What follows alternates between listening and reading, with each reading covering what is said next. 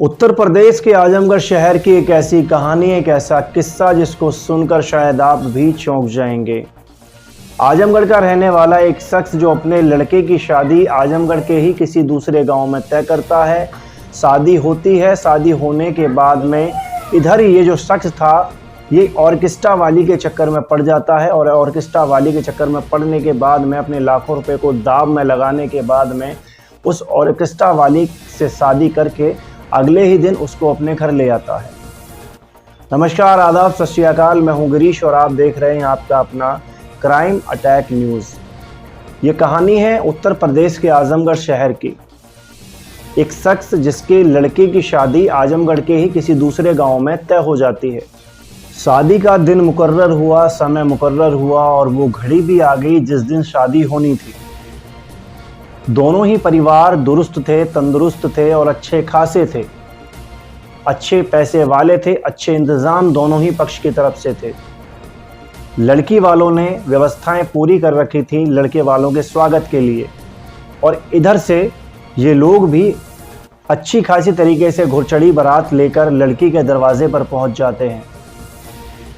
लड़की वालों की तरफ से तमाम तरह के इंतज़ाम थे, खाना था अच्छा और जो व्यवस्थाएं होती वो दुरुस्त थी, वह साथ ही ऑर्केस्ट्रा का भी इंतज़ाम था। ऑर्केस्ट्रा में 4 लड़कियां थीं जिनमें से एक का नाम सोना था। सोना दिखने में अच्छी थी, खूबसूरत थी। जिस तरफ वो जाती थी उस तरफ लोग आकर्षित होते थे उसके ऊपर और पैसे लुटाने लगते थे।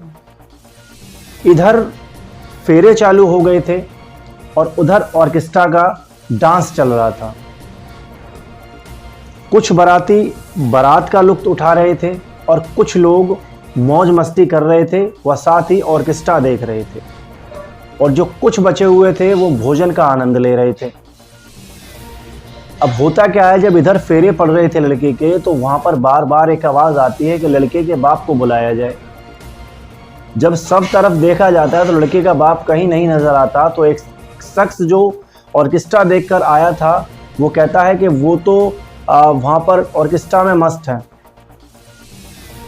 तो लड़के का जो चाचा होता है, राजेश का जो भाई होता है, वो राजेश को बुलाने के लिए जाता है और उनसे कहता है कि ये सारी चीज़ें बाद में कर लेना, पहले लड़के के फेरे हो रहे हैं, एक बार चल के आप वहाँ चले जाओ, जो व्यवस्थाएं उनको देख लो दुरुस्त अच्छी तरीके से, फिर उसके बाद में तमाम चीज़ें बाद में कर लेना। कुछ देर के लिए राजेश अपने भाई के साथ में वहां चला जाता है जहां उसके लड़के के फेरे चल रहे थे। कुछ देर वहां रुकता है, व्यवस्थाओं को देखता है, रस्मों को पूरी करता है और कुछ देर के बाद में फिर दोबारा उस ऑर्केस्ट्रा के समीप आकर खड़ा हो जाता है। और जो लड़की थी सोना, जब वो उसके पास में आती है तो उस पर खूब सारा पैसा खर्च करने लगता है। कुछ समय बीत जाता है। कुछ समय बीतने के बाद में फिर आवाज़ लगती है कि लड़के का बाप जहाँ भी है उसको बुलाया जाए, रस्में हैं वो पूरी करनी है। फिर राजेश का भाई राजेश के पास में आता है और राजेश से कहता है कि यही सब अगर करना है तो कल ऑर्केस्ट्रा का प्रोग्राम अपने घर पर रखवा लेना, लेकिन अभी फ़िलहाल जो रस्में हैं उनको पूरा कर लिया जाए। ये चला जाता है। कुछ देर फिर रुकता है, फिर वापस ऑर्केस्ट्रा वाले के पास में आ जाता है। तो वहाँ जब ऑर्केस्ट्रा वालों के पास में आ जाता है, जो लड़की थी, जो सोनम, जो दिखने में बेहद खूबसूरत थी और जिस तरफ वो जाती थी वहाँ पर लोग उस पर आकर्षित होते थे, पैसा लुटाते थे, उसकी तरफ मोहित होया करते थे। तो ये जो लड़के का बाप था राजेश, ये ऑर्केस्ट्रा के मालिक के पास में जाता है और जाने के बाद में बोलता है कि मुझे इस लड़की से बात करनी है, तुम बताओ तुम्हें कितना पैसा चाहिए, मैं वो देने के लिए तैयार हूँ। ऑर्केस्ट्रा का जो मालिक था वो थोड़ा लालची था, ठग टाइप का था। तो उसे लगा कि ये कमाने का अच्छा खासा मौका है, क्यों इसको जाने दिया जाए। तो राजेश से उस ऑर्केस्ट्रा के मालिक ने कहा कि मैं बात तो आपकी करा दूंगा 5 मिनट के लिए, लेकिन मुझे रुपये 30,000 चाहिए। तो राजेश जो था वो सोना से बात करने के लिए इतना इच्छुक था कि वो 30,000 रुपये के लिए भी हाँ कर देता है। ऑर्केस्ट्रा का जो मालिक था वो सोना को बुलाता है और सोना से बोलता है कि देखो, ये जो आदमी है, जो लड़के का बाप है, ये तुमसे मिलना चाहता है, तुमसे बात करना चाहता है और इसके पास में खूब सारा पैसा है, तुम जितना चाहो उतना खींच लो। कुछ देर बाद में सोना, जो लड़के का बाप राजेश था, उसके पास में जाती है और उससे बातचीत करती है। तो लड़के का बाप कहता है कि मैं तुम्हें पसंद करता हूं, क्या तुम मुझसे शादी करोगी? सोना जब ये बात सुनती है तो उसके पैरों तले ज़मीन खिसक जाती है और वो लड़के के बाप से बोलती है कि आपकी और मेरी क्या बराबरी, मैं एक नाचने गाने वाली, आप एक भरे पूरे संपन्न परिवार से।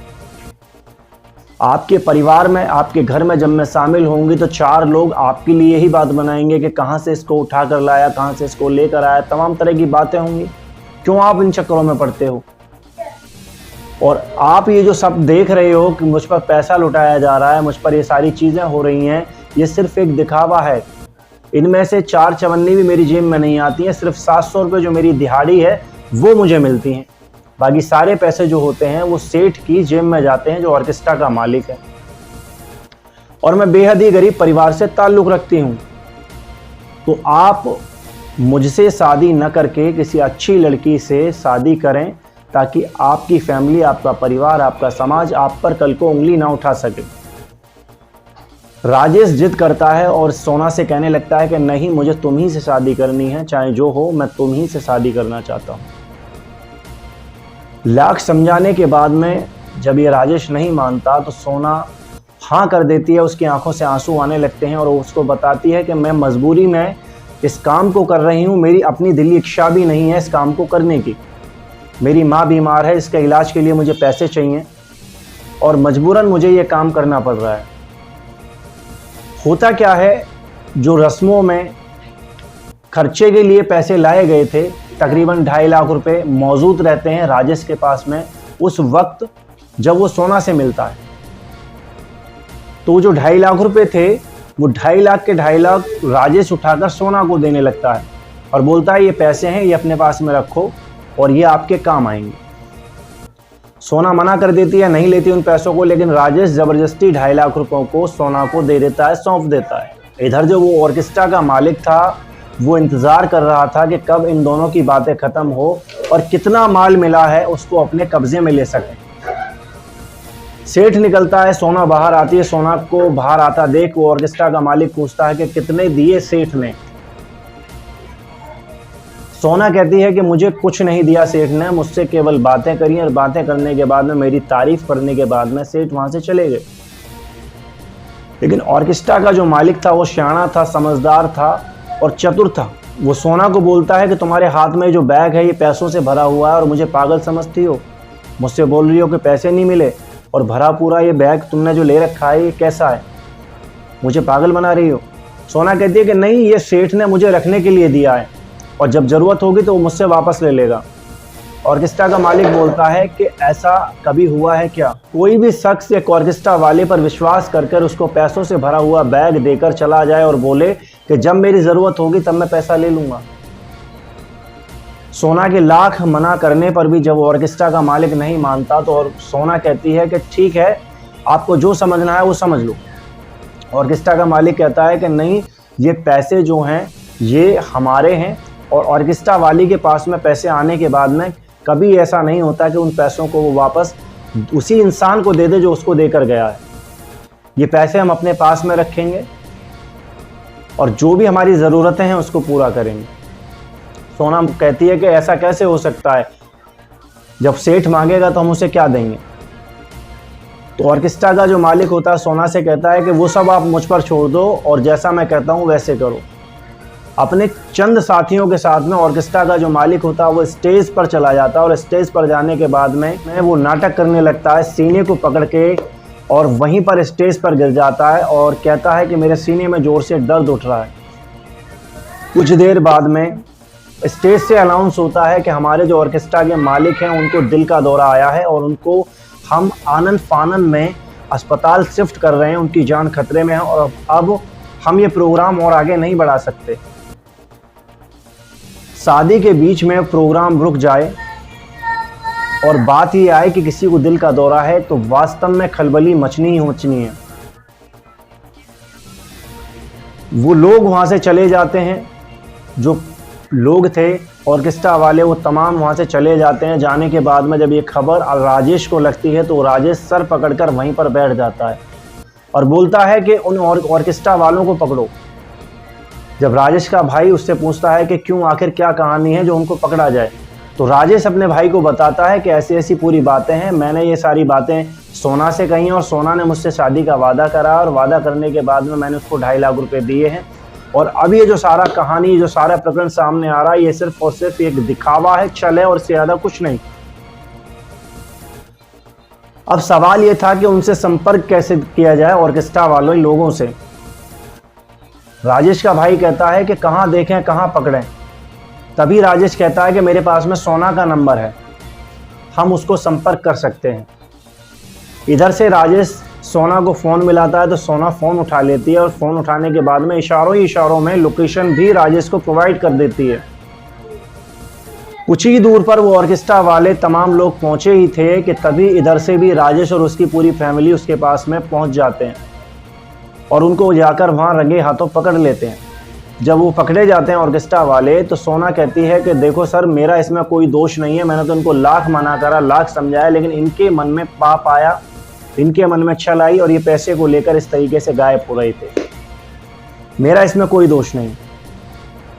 तो राजेश और राजेश का जो भाई था वो कहता है कि ठीक है, कोई दिक्कत नहीं, जो पैसों से भरा हुआ बैग था वो मुझे दे दो। ऑर्केस्ट्रा वाले जो लोग थे उनके पास में और कोई ऑप्शन नहीं था, बैग उठाया और पकड़ा दिया राजेश को।